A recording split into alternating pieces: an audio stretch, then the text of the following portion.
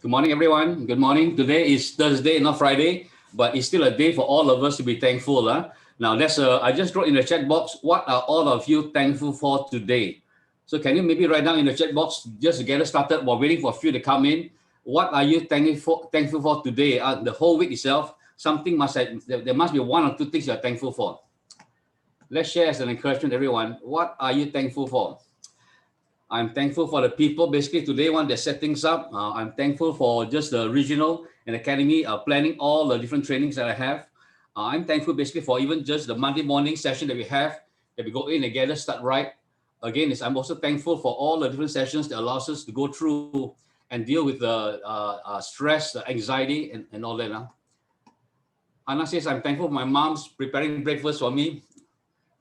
I would love to have your mom prepare breakfast and then grab to me too. I'm thankful for I still have work. I still have work. That's right. Thankful for God's blessing. Yeah. Thankful for a healthy life and a mindset for Susan. Now, many times basically we don't realize how important some of the things that we have. Now this week basically the something happened that caused me to be very thankful. Imagine today basically one where the plumbers cannot come in, the shops cannot deliver things to your house, and your washing machine broke down. Now, if your washing machine broke down today, I'm basically wonder how you will manage your household if you're actually one of the person that's taking care of another 4 people. And at the same time, basically if something else in the house broke down, I have a pump in the house, and the pump basically decided that it's time to go. And when I start thinking of things that's beginning to breaking in the house, I begin to thankful for just the gadgets that we have. But then I begin to realize to change my mind that even though basically the washing machine is not working, the water pump is not working, and I'm not getting the strong shower that I want. But when I change my mind to say basically I'm just thankful that basically I still have water and I still have electricity. That changes everything. If there's no water, then there's no electricity. It doesn't matter whether I have a washing machine or I've got a pump. It doesn't work. So always basically realize that thankfulness or gratitude makes faith possible. So this morning, I want to start with, there's nothing else to learn. Learn to be thankful and be grateful of one or two things, because it will start you on the right mindset. Okay. Just want to share just this importance to get our mindset right. I'm going to share my screen right now. Today's session going in one is about the pricing your property correctly, which is a very important session. That's why they're spending some time to go a little bit more deeper into the session there. I'm going to make my screen slightly bigger. Okay. You can see my screen over here. Yes. Okay. Now my name is basically George Tan. I'm actually the team leader from Market Center 2. I'm also a KW Malaysia faculty trainer. And I've gone in to look at this session last week, and probably some of the presenters have done it a couple of times. But I wanted to today go in to just review some of the things that we have covered last week. And I asked basically this question, 3 questions that you need to ask your seller. Why do they need to sell? How soon do they need to sell? And what's stopping them from selling? Okay. And these 3 questions is important because you uncover the motivation for the owner, you uncover the urgency for the owner, you uncover basically the timing. Because it's important to know whether the owner is motivated to sell at this point. Because if you're going in to convince or persuade the owner to sell the house at the right price, then the owner must at this point in time be a motivated owner. The owner really wants to sell. Now there is a difference between there is a difference between actually the owner wanting to sell for a maximum price possible and the owner want to sell for a maximum price now. Okay, and you must know basically the owner's motivation. Do you want to sell now for maximum price possible, or do you want to sell for maximum price now? There is a difference. So when the owner says, I want to sell for maximum price possible, that means what the owner is saying basically, I want to make sure that today if I sell my house, I'll get the best value at the maximum price that I can in today's market. The owner basically or the seller says, I want to sell for maximum price now. And what his owner is saying that timing is not important. I don't have to sell fast, but I'll make sure I get a maximum price now. Now, we don't want to work with owners today that are actually saying that they want a maximum price now, because in a market that is shifting to a buyer's market one, it is challenging to get the maximum price now because the price is going down. So really use this to know the motivation of seller, and you need to know that owner really wants to sell now. Otherwise, basically the property, you might encourage the owner to put it off or maybe delay, rent it out and sell at a later time. We also went through a look at the process of pricing. The pricing is not something that you do at one point in time. It's something that basically goes in and you work on. It's nice to go in and get a property priced correctly the first time, but that doesn't happen all the time. So we covered this, that there's 5 stages of grief that owner goes through. The first one is denial. After that, basically, when the owner passes through that one, then owner basically gets angry because he's not getting the price that he wants. Then owner begin to be more willing to negotiate and bargain for a price that basically is workable for him. And then if he's not getting the price that he wants, and over time the owner could go into a depression, or anxiety, and eventually over time the house is not sold yet, he'll accept the price and then decide to go in and I won't use the compromise, but willing to accept based on the market situation. And the job for agents is to consult them through this process. We cannot basically force the owner to sell. We really cannot motivate the owner because the owner has to be internally motivated, but we can assist the owner and help the owner make the best decision by presenting facts and analysis. There is a difference between presentation and persuading. Today, basically, for example, I can do a good presentation and present to you basically the importance of pricing for the owners. After I finish the session, you can say, George, that was a very good session. I enjoyed it. That was a good presentation. Now, if I'm a good presenter today, after you finish the session, then your response is basically, what can I do today? What action can I take to go in and promote or sell my properties? So the seller is basically persuaded to take action. The owner said, in this case, I'm willing to take action and change because I'm convinced that what you share with me is important for me to price my property like in order to sell it fast. Okay. So the job is basically to go in and learn the art of persuading, not the art of presenting. You must do a good presentation, and then the persuasion becomes a lot easier. This is what we covered last week. Now, before we move on, so there are 3 things it's important for you to know in the pricing side. One is basically understand how the market works. And last week we covered this one here, but I want to review this because in the seller's market, we have more buyers interested to buy the properties and less inventory or less demand. So when there's less inventory or less demand of properties and more buyers, basically what has happened is in this seesaw example, you saw basically the price goes up. So in the seller's market, basically when there are more buyers and less inventory, the price actually goes up. Today, basically, we are not in the seller's market, we are in a buyer's market. So in the buyer's market, how the market works is that basically there are less buyers in the market, fewer buyers, and there are more inventories. There is more listings sitting in the market that's not sold yet. So there are more inventories, more listings in the market one. What happens that the price goes down. So in the buyer's market, the market condition says basically today, if you want to sell a house, then you need to price it correctly. The price is going down. The question is, at what price can you sell it that's maximum for today's market? So understand how the market actually works. The second one is that you also must understand the local market condition. You must become the local expert. And what I mean is this, that you must understand closing that's happening in the market.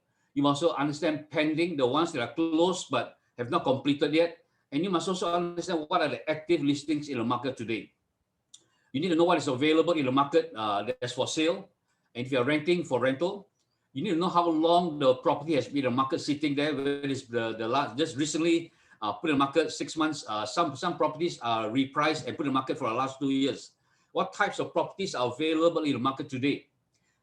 The properties available, is it really meeting the demand of the buyers and what the buyers are looking for? What is happening in the neighborhood today? And we all know basically we're in a COVID environment, and today for the last basic few weeks, a lot of us cannot go out and show or view properties. But at the same time, a lot of things are happening in the media, in your neighborhood. Know what is going, understand what is going around your neighborhood, and be in tune with that, because those are the conversations that you'll be having with your buyers and seller. So know the market, know how the market works, know basically the market condition. And the third one is that you must also understand pricing criteria. Because to price the property correctly, you must identify the right properties for comparison. And what I mean is this, that if the property basically is compared properly, it makes the analysis more accurate and the seller's more acceptance of your proposal. And when you go in and do a comparison, there are four things important for you to look at. One is that you must look at basically the location. The second is that you must look at the size. The third one is you must look at the amenities, what is available around the area. And you must also look at the condition, whether the house is basic, renovated, run down. Okay. So normally when you look at pricing criteria, you take these four factors into consideration: location, size, amenities, and condition. And I'll go in a little bit to share some of these examples to you. And later on today, basically after I've gone through, give you a little bit on the technical side, because we want to go in and provide data to the owner. I'll get Christina to come in and share her experience on how she works with owners for luxury market. That means price properties above $1 million one. Does the buyer and the owners have the same mindset? And is it more challenging to deal with them? And then compare basically to owners that are selling properties below $1 million. Okay. Let's look at the pricing principle that's important. There are 6 pricing principles or factors that you need to know when you go in and talk to the owner. Now, today I'm going to cover 5. And the last one I'll cover in about a week or two, in 2 weeks' time, I think, because of the holiday next week. And that one is a crucial conversations with seller. After going through all this one, after presenting one, you need to go in and understand how to work with the owners. You must understand basically how to have the conversation with the owner in order to go in and set the price right. Because of time-wise, I don't want to go too wide. I want to take time to go a bit deeper so that you understand this, the pricing issues. Let's look at the first principle. The first principle is that you must know what sells in a market. And what I mean is this. Basically, in the market one, basically there are properties that are in the market, but actually not in the market. They are in the market, but they are not basically in the market to sell. So in this chart here, you saw basically there are three groups of basically markets there. One is in the market, one is out of the market, the other is no man's land. So 80% of homes are overpriced and 20% are well priced. In anything, basically, there are generally 2 groups of people. One is basically saying that 80% of the homes that are basically put in the market one, overpriced and cannot sell. The other 20% are well priced and they're in the market, so they get basically a lot of response. Well priced properties are getting multiple offers. The overpriced properties are getting none. So let me ask you this question today. Are you the properties that you list in the market, are they basically getting multiple offers? Or basically the properties that you have in the market, you're not getting any offers. If you're not getting any offers, go back and really look through the pricing side, because your pricing itself might be overpriced. Okay, 80% of homes are overpriced and 20% are well priced. Know what sells. The property that's in the market that's well priced, those are properties that will sell. And the properties basically you're looking at basically properties that are correctly priced and in good condition. Okay, the one that basically are poor condition, high price, normally those are out of the market. The second thing they need to look at basically is helping the seller understand is that basically the market determines the value. The market basically and the pricing is not determined by the seller or even myself, but it's determined basically by what the market is willing to pay for that particular property. So we look at this one here in the seller's market here, based on the same comparison of price and condition here, you notice basically there are more properties in the market in this chart here. And what it means basically in the seller's market one, there are a lot of properties that even though the properties are priced quite high, it's still in the market because the demand is that people are looking at properties, they don't mind paying a little bit more for the properties. But those that are out of property is less. So in this particular seller's market, then pricing is not as crucial because the buyers are willing to pay more. This is basically a seller's market. In a buyer's market that we today one, you notice basically in the market is smaller, out of market is bigger. So it's important that you price your property correctly, because if it's not in the market one, basically then chances of actually getting people to view at the properties and make an offer is less. The no man's land is where the people are viewing and looking in your properties one, but there are no offers. So when there are no offers coming, you realize that basically pricing is off, and it's about time to go back and relook at some of your properties. So the first one is basically know what the market is looking for, seller is looking for. Second is looking at the market and realizing that the market determines the value, and let the owner understands that that the owners or yourself, we don't determine the pricing, the market determines the pricing. We shared last week the importance of understanding the window of opportunity. Let me repeat this one here, because this is one of the important ones that you need to understand and help the owner understand that today, basically the first 30 days that you put his listings in the market is very important. 1, 2, 3, you notice the price goes up, and 4, 5, 6, the week 4, week 5, week 6 is where most offers will come in. At that point in time, the price will slowly go down. After 6 weeks itself, you realize basically generally from that point onwards, it goes down all the way. So it's very important for the owner to price it correctly in the first initial 30 days, because that's when he makes the first impression. That's when people will decide, in this case, I'm interested, and start looking at the second offers or making offers to look at the property there. If the person comes to the house and then saw the house that is high price, or rather even before the person comes to the house and the person realizes the price is high, the person will not come in to look at the properties. Okay. The activities level is where you look at the activities that you do before you sell the properties, activities that you do to work with the buyers. And last week, we got site to look at basically a buyer's mindset, what happens to go in and how he lead gen and get properties. And we got Josh to come in and look at his conversations with the owner to how to price the property correctly. So the owner must understand there is a window of opportunity for him to go in and sell his property fast. And we did not use the word door of opportunity, or we use window, which means it's a small opportunity that they have, and these windows can close. So when the window closes, then the owner basically will have a more challenging time to market their property. So these three pricing criteria, is important for you to communicate and understand when you do pricing. Now today, basically, enough two more to add on. One is that you must also help the seller understand the price to reflect the market movement. And what it means is this: marketability and sellability of the seller's homes are determined by the following factors. One is basically the market direction, where the market is going, whether the market is appreciating or depreciating. Okay, appreciating is a seller's market, depreciating the buyer's market. So today we're the market direction is depreciating. The price is going down, it's not going up. And you must also understand the market speed of change, how quickly the prices are changing and at what rate is it changing. Now, at this point in time, realize that the pricing is not changing a lot, but basically when it goes in, sometimes the prices change very quickly. Now, so you need to know these two things: market direction and the market speed, so that the owner understand this particular factor. Once you understand the price of the movement, let's look at basically the appreciating and depreciating direction. In the rising market appreciating, this is what will happen. The seller thinks time is on their side, so he may price the property above the current market value and hope market will catch up and bring them the price that they want. So the owner will say that, I put my house in the property, I want to sell it at 850,000. The market value could be only about 650. Doesn't matter. I believe I can get the price because of my neighbor sold got the price basically about 5 years back. And I believe my house is the best condition. If I go in at that price, I definitely will get it what I want. So the owner basically put the price out, and over time, hoping that someone will go in and offer a price. And in an appreciating market, the owner can do that. He can get the price at once if he wait long enough. This is appreciating market. What happens in a depreciating market? In the declining market, what will happen is this: the owner will also put the price up that he wants. When the price are falling, the seller make a huge mistake by pricing too high, hoping to attract the offer they want, thinking they can drop price later if strategy doesn't work. So his strategy basically is price high and then see what offer comes in. If there's no offer, I will reduce it slightly along the way. So the strategy is price reduction, but in minimum quantum to go in, price high, and eventually drop the price to the point that the owner wants. Let's see basically how many people are in my house, how many make an offer, and then I'll decide basically what price I want. I'm hoping to get the highest possible price with the lowest negotiation. So in this setting, the same thing. We are in a declining market, depreciating market today.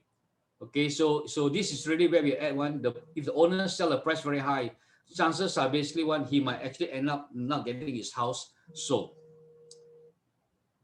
The fifth one basically is don't chase the market price ahead. Now this is the main point that I want to cover today, because in order for the owner to go in and price correctly, he must understand this particular principle. Don't chase the market.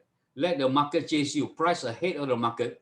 Whether the market is going up or going down, you want to price your listings ahead of the market, ahead of it on the way up and ahead of it on the way down. You're in a race against time. The best price you'll get is the one you're getting now. If you wait, it will be lower. Don't chase the market, price ahead of the market. Now, I encourage you all to go back and read the book Shift Tactic 7, because that's what we're covering. I'm going through a lot of principles from that book because to help you understand. But let's say if you want more detail, you can always go back and read the book, because we believe that basically by reading through, it will give you more perspective. So these are not new ideas I created. These are things that has helped me and I think will help you. Now, this chart is the same chart that you saw in terms of basically a depreciating market, but it brings up some things that you might be interested to look at. One, there are 7 critical points that you need to look at. The first one is the fair market value.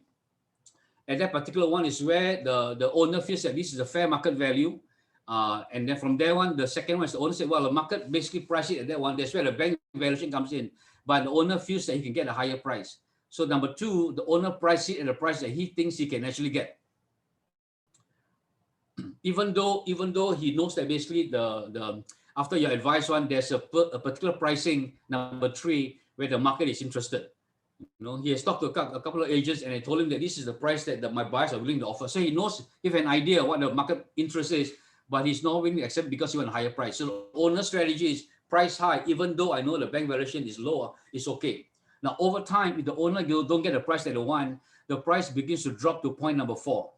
The home price begins to fall, and after time, basically, because the market is stale and the property's been there for a while, eventually the price starts going further and further down, and owner begin to get more desperate and say, the price, I need to do something. So owner started doing price correction, number 5, and goes down. Eventually, he goes down to 0.6, where the owner's listing price and the closing price is about the same.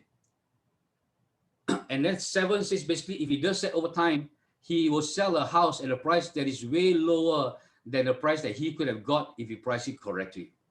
So this is showing you the movement of basically how the pricing works from 1, 2, 3, 4. The owner started price correction. Eventually, basically, when the owner cannot sell, he could actually sell it at a price that's way lower. And this one is an cost of overpricing in a stable market. Today, we are not in a not just a buyer's market, we're in a shifting market. The economy is challenging, the condition is challenging, the market situation is difficult. So what is happening in that particular situation, the problem is amplified. That means the loss or the cost, basically, the price could actually go way, way down. So please go in and help the owner understand this particular dynamics that's happening in the market today. Now, I'm going to go in and share an example so that it helps you understand. Now, this particular property is in the market today. Now, if you look at this picture here, the master room is very nice. The owner have renovated the house. There are plaster ceiling in the house. Again, is everything in the house on the owner will leave behind. All the fixtures will be there. Air cons are all functioning. The house renovation is less than 5 years. If you look at it, basically the flooring for the house also has been changed. It's no longer basically the normal marble tiles. It's the owner has changed it to all proper flooring tiles. Upstairs, the upstairs also has been changed. Very nice wooden panel. If you notice the one on the left side, the upstairs, the flooring has been changed. Very nice wooden panel. The kitchen, the built-ins are all there. The cabinets are all there. Again, everything is in tip-top condition. And the owner basically has spent 150,000 on the house. And the owner want to put his house into the market. Now, you are the agent that's basically helping the owner sell his house. Owner is asking your 850 house, and this one is a 1.5 story house in USJ 3. How would you advise the owner to price the property? So what I'll do basically, if I'm actually helping the owner price this particular property, the first thing that I will do, I will go in and look at these 4 conditions. I understand that I must look at the location, I must look at the size, I must look at the condition, I must look at the amenities. Now, the location for the property one, this is not the exact address. The location is located at the house number 23, Jalan USJ 3/3G. The number is very good. It's a freehold property. Direction is facing north. The property is similar to properties in USJ 3, 2, 6, 11, and 12. Now, 3, 2, 6, 11, and 12, these are the areas that all have 1.5 story houses. Okay, so generally I'm comparing based on location and look at the properties in those locations with the same type of properties. So the size of the property itself, this is a 1.5 story terrace house. The land area is about 1,560 square feet and the size is 24 by 65. Now, 24 by 65 one is bigger than 20 by 60. It's slightly smaller than 2275, slightly. So in some ways, this is a property that's kind of in between a normal double-story house, 20 by 60 and 2275. So this one is a unique house. And the advantage for this house is that the rooms are downstairs, 2 rooms. Upstairs is a very nice big master room. The built-up area is 2,000, 3 rooms and 2 baths. So the same thing is that the sizes of property in that area one, in comparison, will be 20 by 60, 2275, and 2475. I'm talking about the size of property in USJ3 where this house is located at. So I know the location, I know the types of properties that is available and I can compare. I also look at the condition of the house. This particular house is fully extended kitchen, flooring both upstairs and downstairs, both toilet also refurbished, plaster ceiling in living rooms, 5-star condition. Renovation only I've done is about 150,000. House repainted, roof treated, basically with warranty. So it's a move-in condition house. So whoever buy this house must be willing to say that this house one, I don't mind paying an extra amount that's reasonable, that I don't have to go in and put in a lot more in renovation. And look at amenities around here. Today, because of the pandemic itself, people are not just buying a house, they are also looking at the neighborhood and the amenities, what is available, so that my daily activities and my life can be a little bit more, a better quality of living. So in that particular area, there are lots of activities in the neighborhood, community-based. There's a very active chat group in the area, easy access to major roads and highways, 10 minutes drive to shopping malls, Sumbang Parade, Sunway, Primate, Taman, Empire. LRT is nearby, and this particular area is guarded only. It's not gated yet, but it's in a process of being gated. Now, you basically saw what I just did. I just look at basically a way that I can go in and look at how I can compare pricing. That means I must look at properties in the same location, properties of similar size or built up, properties in a similar condition, or the properties in a not so good condition, what are the pricing, and look at the available amenities in that area and whether that is a plus point in that area. Transportation is good, accessibility is good, amenities are close by, so location is a good location. I think this property one can be priced correctly. And once you have done that information statistics there, you look at also the bank valuation. Now, indicative bank valuation for the house in that area from 3 banks. Now, you can go for 5 banks if you want to. The more banks will again give you indicative whether the banker that you're working with is giving you the correct pricing. I normally just work with about 2 or 3. So CMB Bank gave me the lowest bank valuation 620K, but the highest is 780,000. Because you know that in the pricing from bricks or whatever, they don't really put in the renovation costs. They don't really know exactly what is wrong, what is good or good or bad with the house. They just give you a range. So it's important for you to look at the range. The lowest is 620, the highest is 780. OCBC Bank just gave one pricing, the maximum is 750. Hong Leong Bank gave basically lowest also 620, and the highest basically possible is 750. So CMB Bank gave me the highest valuation, but maximum that I think is possible is about 750. And today, because we are in the buyer's market or declining, the price is depreciating, I don't think the price should be sold for higher than 750. That's my initial price in my mind right now that maybe I'll propose to the owner. Can the owner get 850? I'm not sure. So my job now is basically correct it so the owner price it at a price that I think is sellable for him. Then you go into the bricks itself. Under bricks itself, you will look at basically, there are a lot of, now you have to look at the compressor for their own area. I'm looking at this one because it's the easiest for me. And I've been doing this for the last 10, 15 years. So it's easier for me to understand the area. So if I use bricks or H Pro, now over here one, I just print out a transaction from 2019 to 2020. And over here one, there are 3 types of property I noticed in the area. There are corner lot, there are end lots, and there are corner lots and end lots. So the rest of them are intermediate. I also filter them to look at only the 1.5 stories. And the one basically all the circle pricing. These are prices of property that is intermediate, which is the one I'm comparing with. On intermediate one, I noticed that the pricing basically lowest one is 550. And this was sold actually in 2019. Averagely, there's one sold in 2020 for 618. So generally the range 550, 618, 620, 618. So if we discard the lowest one, I'll say generally the lowest price in the area for intermediate, basic, condition maybe fair, would be around 600 and 620 range. There's also one sold at 785 and one sold at 730. So for a house that's renovated nicely one, potentially they can get a price of 730 and 785. That's why the banks are able to give a valuation of 780.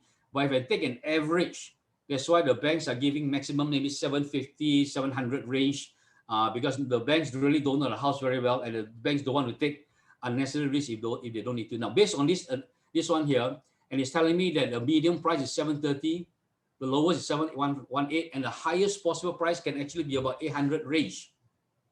So now basically the owner is wanting the highest price possible. In fact, even higher than 800 because he's renovated the place. Now, based on understanding the location, the size, the amenities, the condition, understanding the bank valuation, three bank valuation, understand the units that's closed. Now, based on this chart, let me just share another one also. In comparison, I was just looking at the past closed transaction just from bricks, and I divided into those categories. You have corner houses in the area that sold from 900 to 970. These are corner houses, 1 story, and the end lot itself is sold at 800 range. But the house that are intermediate and basic ones, the pricing is 550 was the lowest. There's some in the 620 range, and basically some in the 730 and 785 range. These are basic, intermediate, renovated. I think the owner is hoping to get into this price, but owner is stretching it because the owner wants to price his property pretty much similar to an end lot house, 800. Now, based on this information of understanding the pricing, if you're in this position, how would you advise the owner? Would you still encourage the owner to go for 850? Which sometimes the agent will do. The agent will go in and say, basically, whatever price that you want to sell is okay. I will get the highest price possible for you. If you use that strategy today, that strategy will not work. It's important to look at data and present to the owner and say, basically, Mr. Owner today or Mr. Seller, based on the facts on the bricks past closing one, what do you think is the best price the best price that you can sell the house for? The owner will say, well, maybe I can still try for 850 because my house is better than an end lot. End lot is just an extra 5 feet land. And this end lot itself might be basic, not renovated. My house is renovated 130,000. So I think generally 800,000 is still possible. Based on what I've shown the owner might not agree to lower the price yet. So now basically I've gone in to do my research. I haven't gone in to convince the owner yet, but I will also go in besides past transaction. I also want to pull out a few more. I want to show the owner the pending closing in that area. That means because I'm an active agent, I know what is happening. I'm telling the owner over the last basic couple of months, this is what is happening in the market. Pending closed transaction. This property have closed in the market already. The process have not gone through, and the units basically basic like yours, so for 600,000, 620, and 650 for an end lot.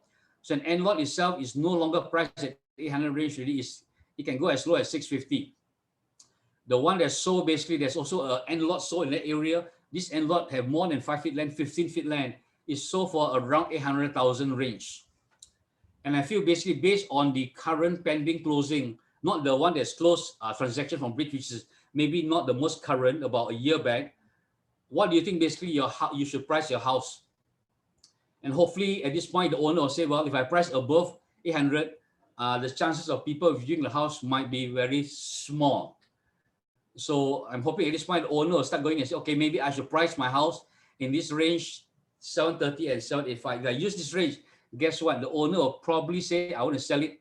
Why don't we try 800 and hopefully end at 785? So I've shown the owner the closed transaction. I've shown the pending. Then I will show the active listings in the market.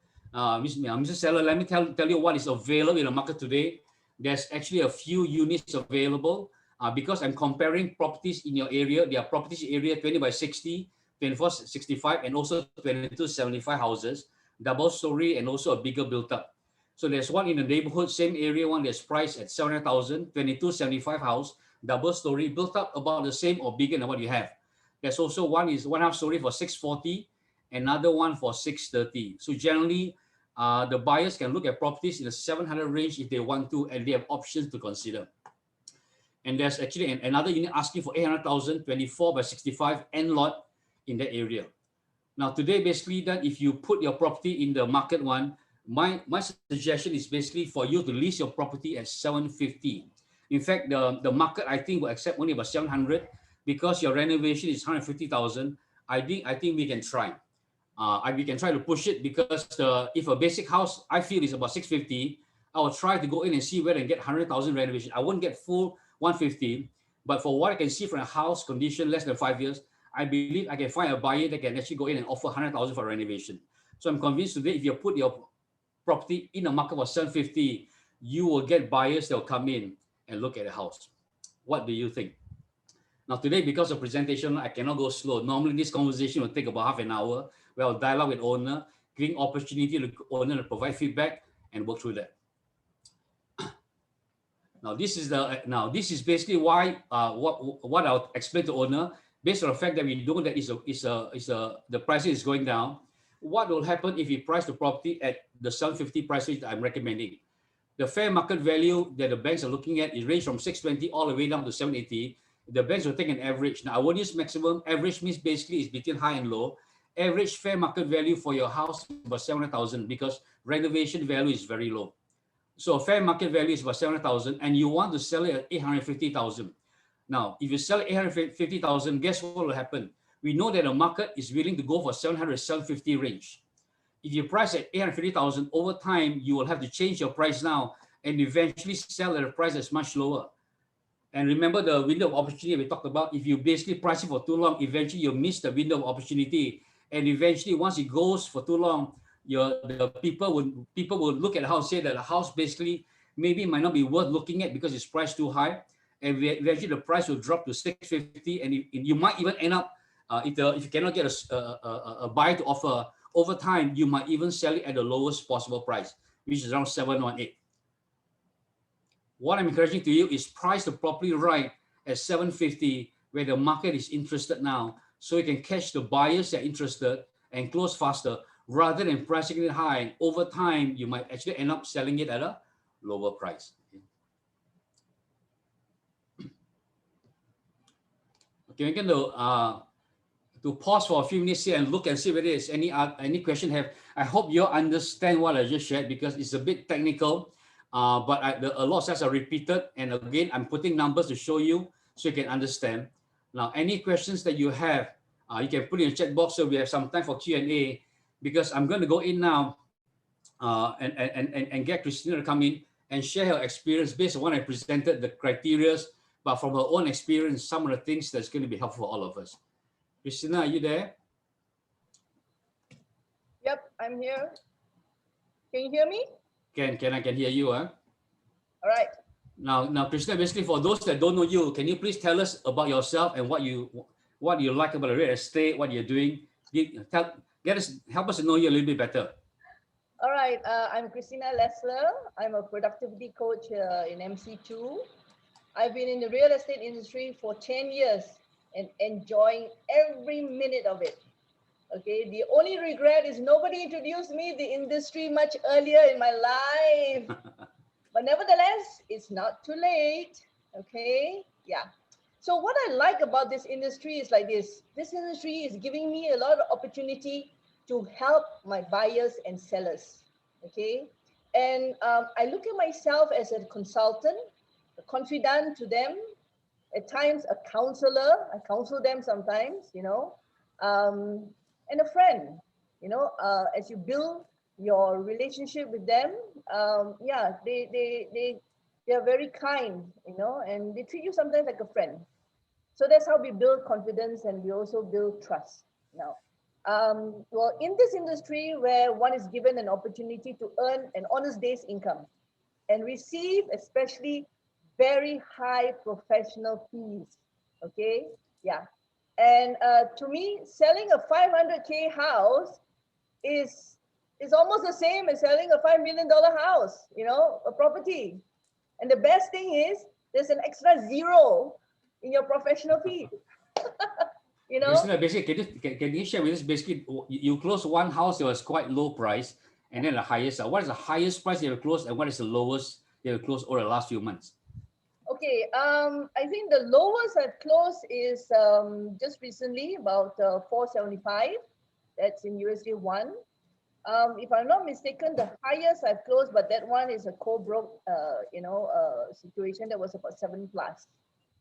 So I'm trying to every time go, you know, higher and higher. So the only way to go higher and higher is to get listings that are $1 million and above. Yeah, okay. and you mentioned again is the difference that there's an extra zero in the commission side, huh? And the process is the same. Okay. Now share with us basically your strategy, Christina, basically how you get listings and how you handle your buyers' expectations for properties above 1 million. Because before we go into the owner, I think we also understand your mindset on the buyer side, because I think you also communicate to the owners what your buyers are thinking. Okay, so as far as strategy is concerned, okay, I would really advise, everyone, especially the KW, Malaysia colleagues of mine, go back to basics.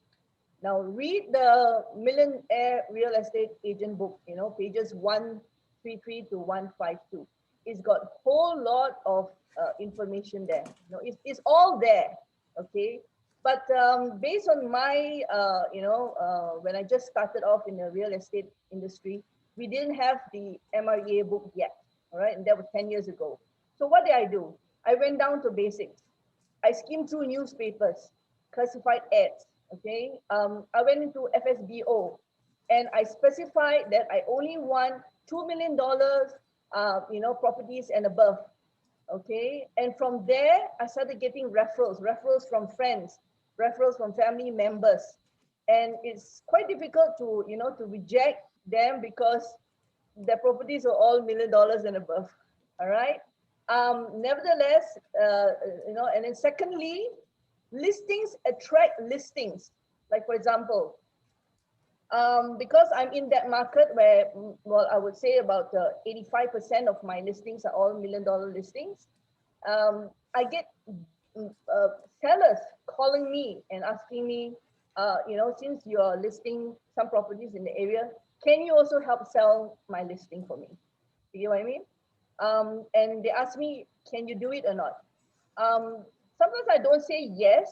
I say, well, let's discuss further, okay? Because it all depends on the terms and conditions as well, Okay, now, how do I handle buyers' expectations for properties above $1 million? All right, it's almost the same. If you have handled properties that are below $1 million, handling properties above $1 million, it's almost the same because the process is also the same. Okay, I do buyer's needs analysis. Okay, and I think Ridfield, Keller Williams, we've got scripts on it. We even came out with the buyer need analysis sheets for us to go through, and all the questions are there. So learn these questions by heart. So at least when you speak to your clients, it becomes very natural. Okay. Now, I find out as much information as possible on the phone because you see, we in Malaysia are different compared to the States. The States, they are able to earn from the buyers and the sellers in terms of professional fees. So they go actually and meet the buyers as how we would meet our sellers. All right, okay. But for us, it's a little bit different. So I try to get as much information on the phone, qualify them as the best as possible. And if I feel they are qualified, then of course I will do the viewing. Now, after the viewing, okay, that's where I catch hold of them and I'm now face to face with them. I then ask them more questions, more qualifying questions. And I can tell you the information that you get is priceless. Because just to give you an example, a buyer called me for a house in USJ 26 for the time I marketed it for $850. To cut the long story short, after a few viewings, I only did about 4 or 5 viewings showing them that kind of houses. They didn't quite like it. Then the wife said, maybe we're looking actually at an end lot and a corner lot.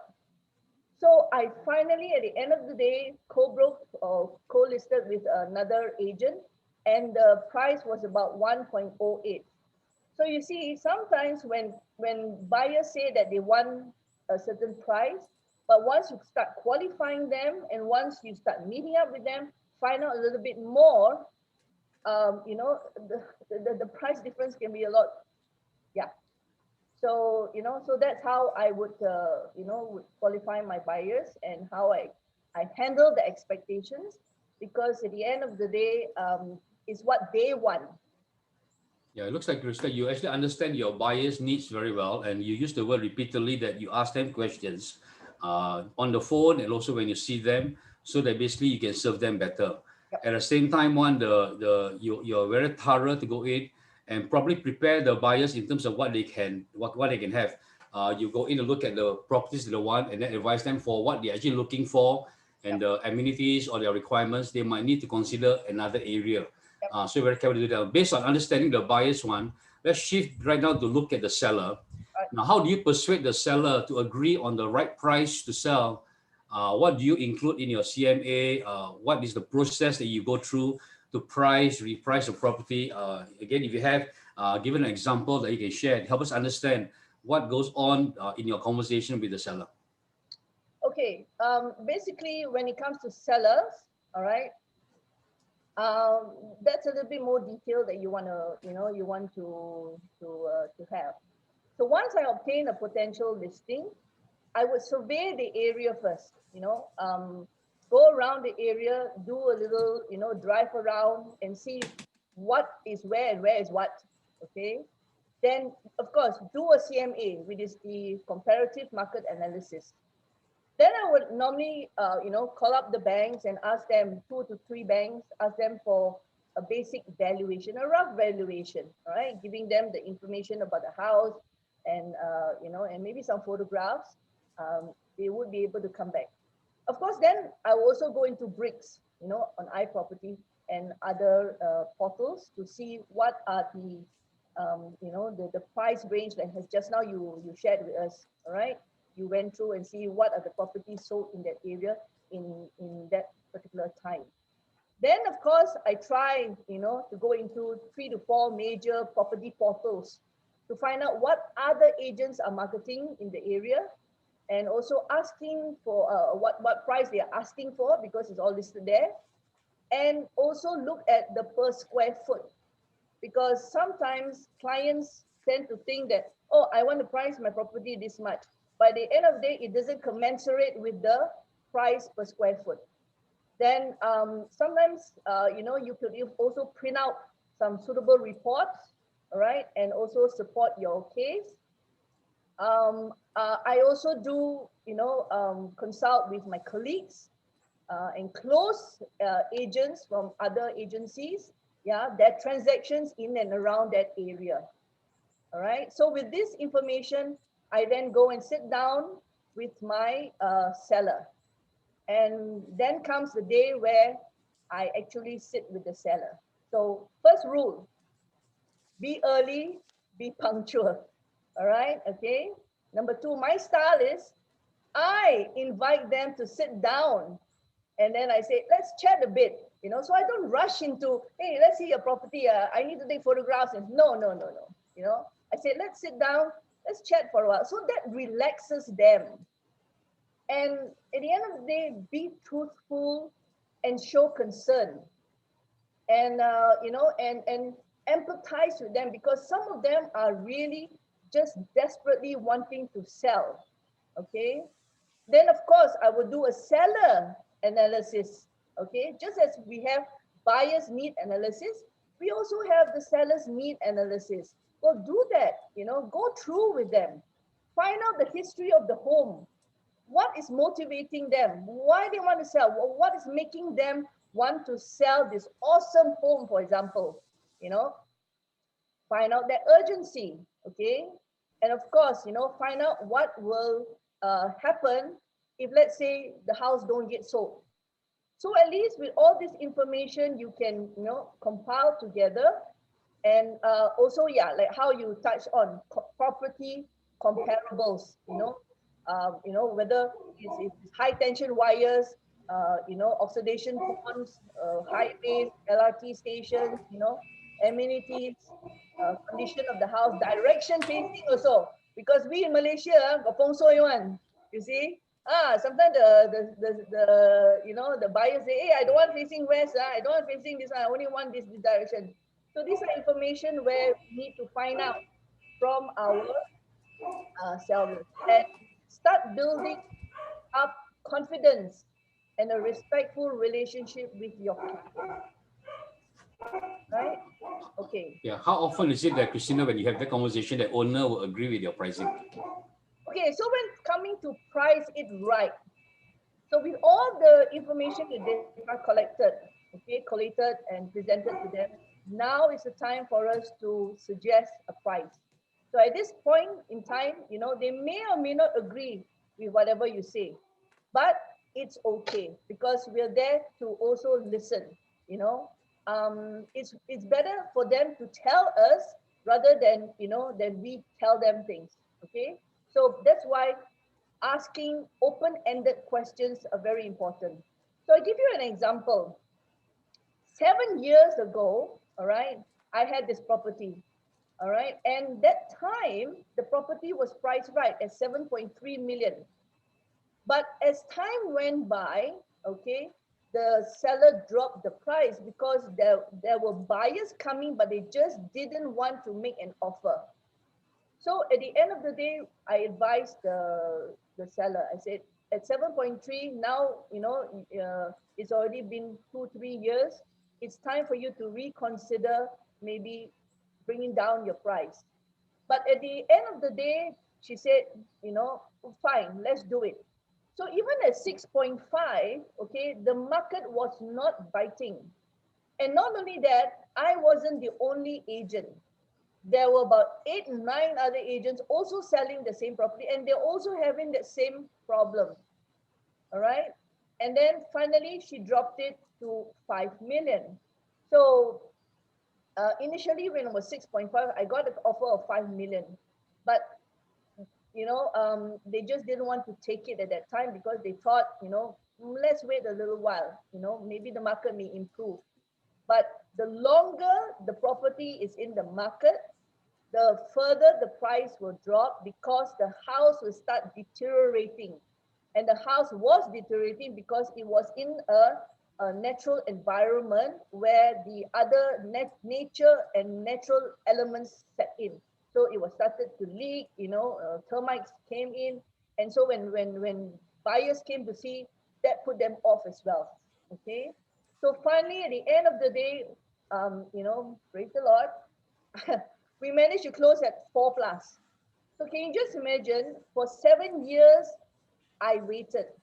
So the entire transaction took 7 years, and I'm most grateful, of course, to the acute decision and trustworthiness of the seller. So when the client shows signs of weariness, because 7 years can be very, very tiring, this is where we must be there for them and have frequent conversations with them as well. So building a very close relationship with your sellers is very important because at the end of the day, they will respect you more, and building that trustworthiness is very important. So this was where, thank goodness, my sustaining power was there. And I only had this one thing in my mind. I told them, I would really like, it doesn't matter whether another agent will sell your house or I sell your house. The most important thing, let's get your house sold. Yeah, thanks for sharing it, Krishna, because it looks like basically from what you're sharing, you mentioned again, it's just some of the habits that have being early. Again, it's making the owners feel comfortable, build rapport with the owners. Your goal is really to help the owners sell their properties, and not so much for you to go in and make sure you get your income. You're persistent to work through that because after 7 years, most agents will have give up and moved on, and you are open and willing to talk to the owner on the right pricing at that point in time because the relationship is built up over the years. Do that. So again, even though the owner sold it at about 4 million plus, but it's probably still higher than actually what they paid for. I think. But at the same time, basically, they understand the market situation and they understand at this point that is the maximum price they can get at that point in time. If they wait longer, the price will go further because like you mentioned, the house leaking, termites and all that. Those issues are there. But thanks for sharing that. Now, the challenges, because the report is there with the owners, are there a lot of difficult questions or challenges that the owner would throw to you when you're working with them? Or generally, in some ways, there's doesn't sound like there's a lot of major issues that's different. Yeah, I mean, the challenges and objections is what you had stated just now, that they would definitely move into these 5 stages of grief mode. Yeah, the denial mode, the anger mode, the bargaining mode, the depression mode, and finally the acceptance mode. But at the end of the day, our job is to counsel them through, to take them through every mode, and more importantly, to be with them, to hold hands with them, okay, and just let them know that, look, I'm here for you, okay, and I have your interest at heart. So let's work together. Let's like teamwork, okay, yeah. So I need their cooperation. They need my advice. At the end of the day, it should be a win-win situation between buyer and seller. You must understand, buyers will always want to buy at the lowest price. Sellers will always want to sell at the Right. highest price. Yeah, and we Yeah. just want to sell it fast. Okay, Correct. Now that, but that is yeah, but at the end of the day, it's not in my interest. It should be at the client's interest. So we are here to be the mediator. We want a win-win situation where it's it's good for the seller, it's also good for the buyers. Yeah, yeah. Again, thanks for sharing that because as the Christina is talking one, I don't know whether you all can sense that today, if you have a similar property that you want to put in the market, will you engage her to do that?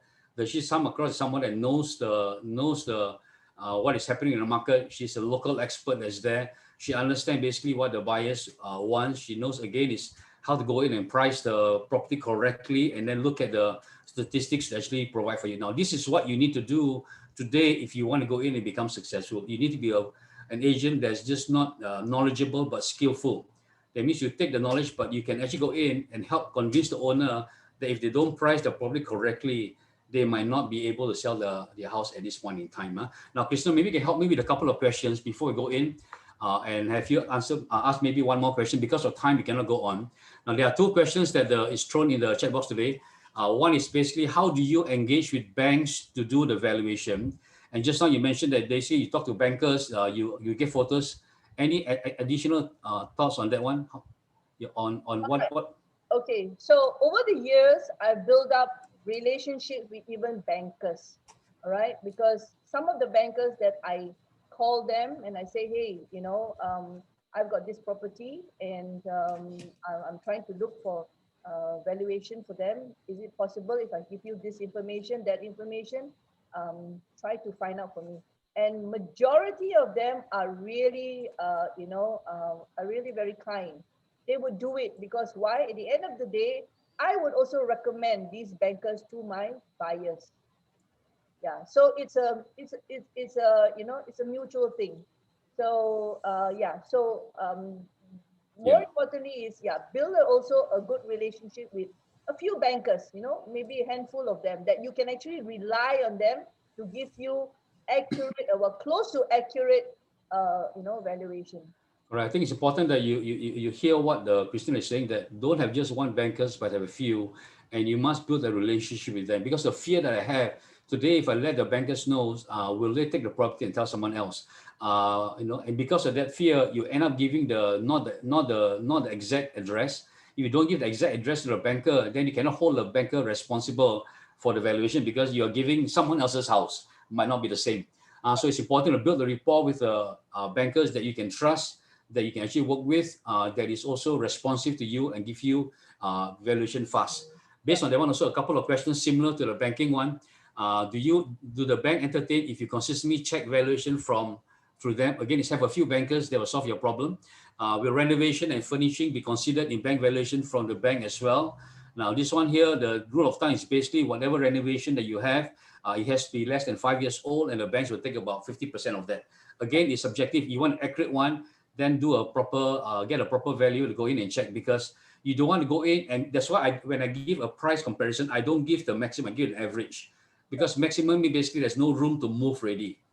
So that basically the buyers can go into a few banks and check and have offers from few banks. If you go for the maximum, only one bank will give the offer, and the bank might reject it because of other conditions.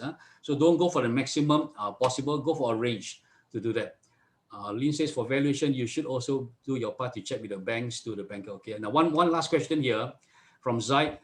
Josh, for similar type of landed house with different land size, how is the valuation made? Will there be separate valuation for the building and the land, and both are added together, or the property is valued as one unit and the per square feet price is calculated based on that? That means again, it's for bigger land where there's the house and also the pricing. Now, Christina, How would you respond to that one? How would you price the property? Yeah. So also be very cautious, because if the land, if it was a housing estate, and let's say, because I deal with a lot of bungalows, and many many buyers who buy the land and then they build their house on top of it, as compared to like maybe Sime Darby, where they already sell ready-made houses. The valuation will be different, and also the percentage of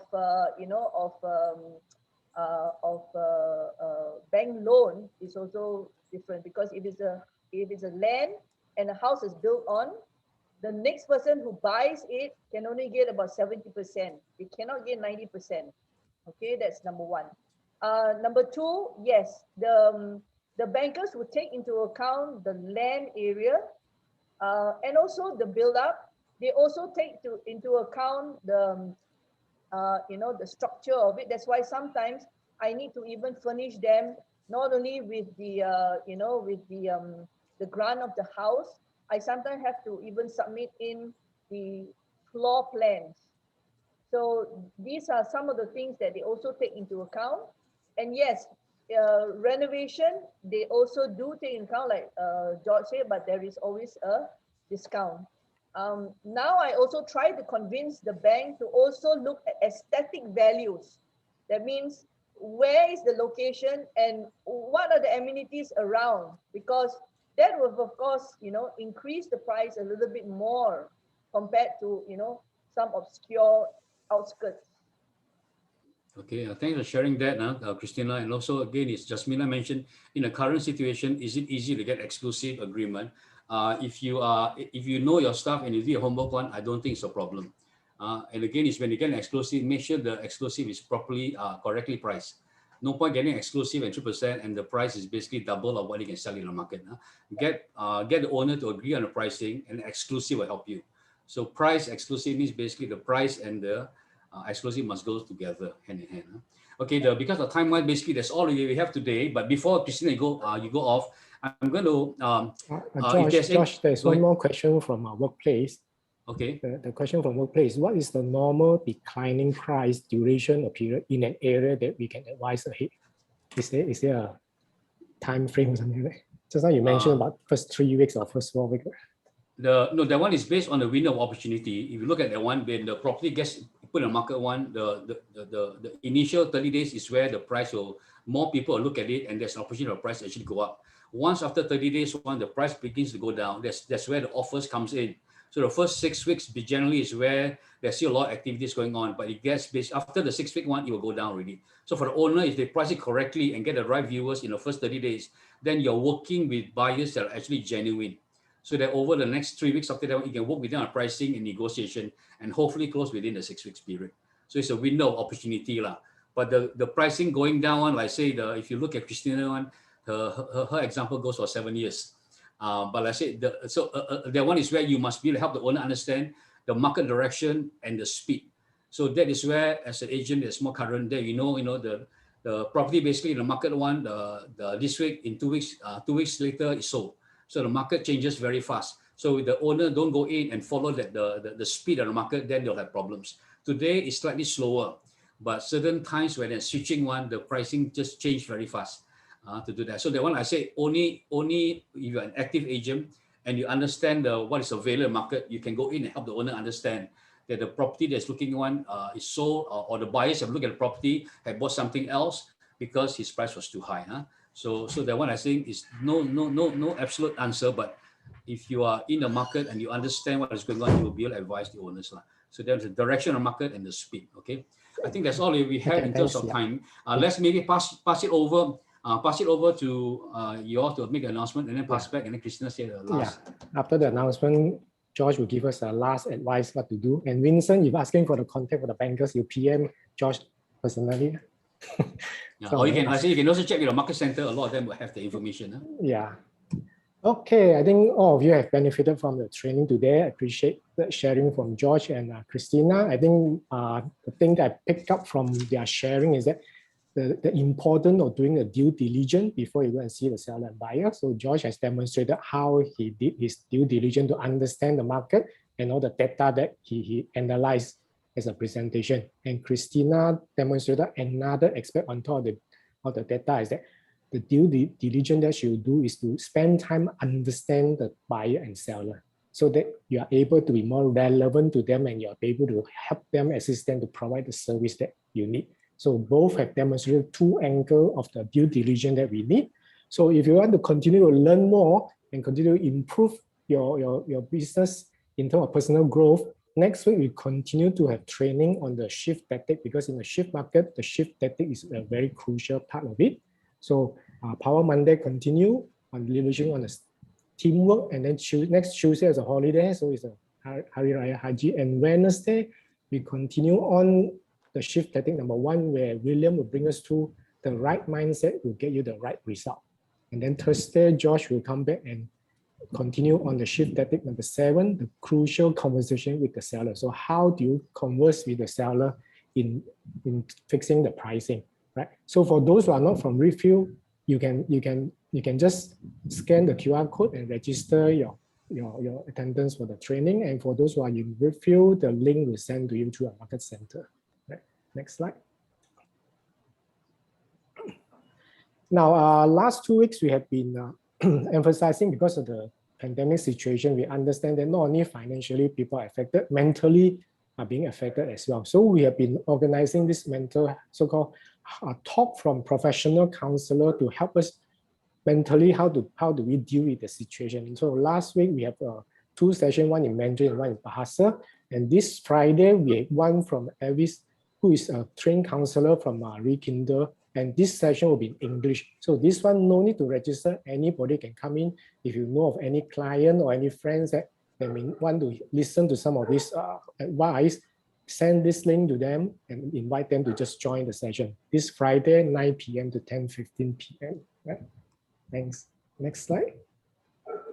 Now, we have also running this white flag relief fund. So if any of our negotiator with the registered RAN number, PA or whatever, so if you in need of financial support, you can apply through this link, through the form or the QR code, whereby we will release some fund to help you right through this period, pandemic period. So the information of the applicant will be kept confidential, and it will just support you in whatever way we can in a minimum amount that we can give you.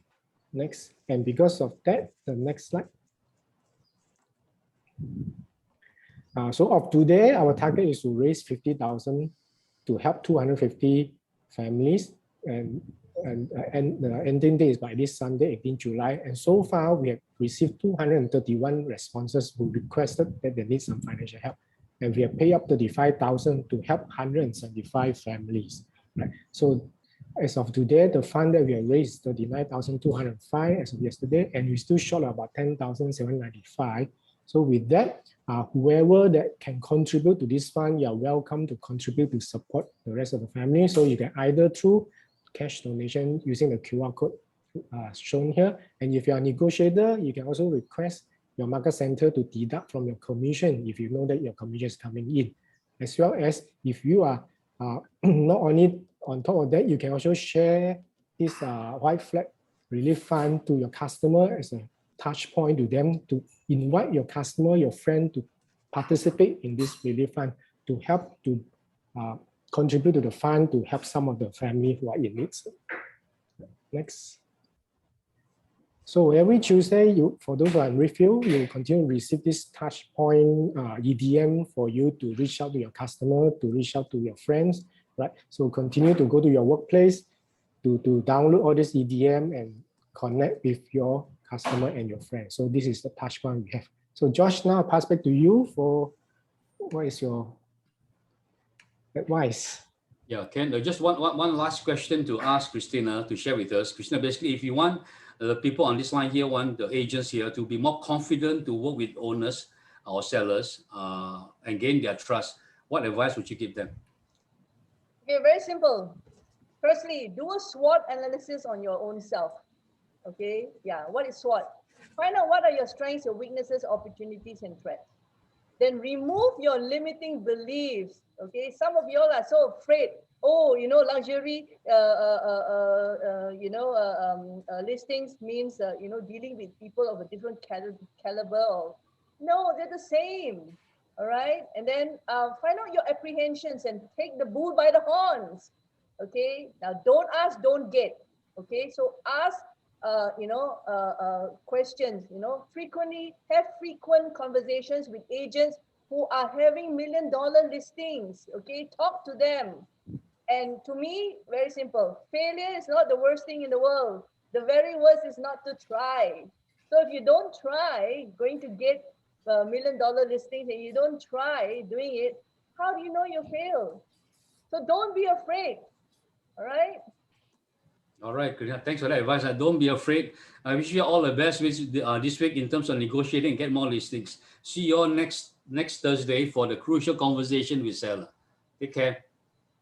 Thanks, Christina. Appreciate that. Thanks, Josh, and thanks, Christina. Thanks, Have a everyone. great week ahead. Thank you for coming, everyone.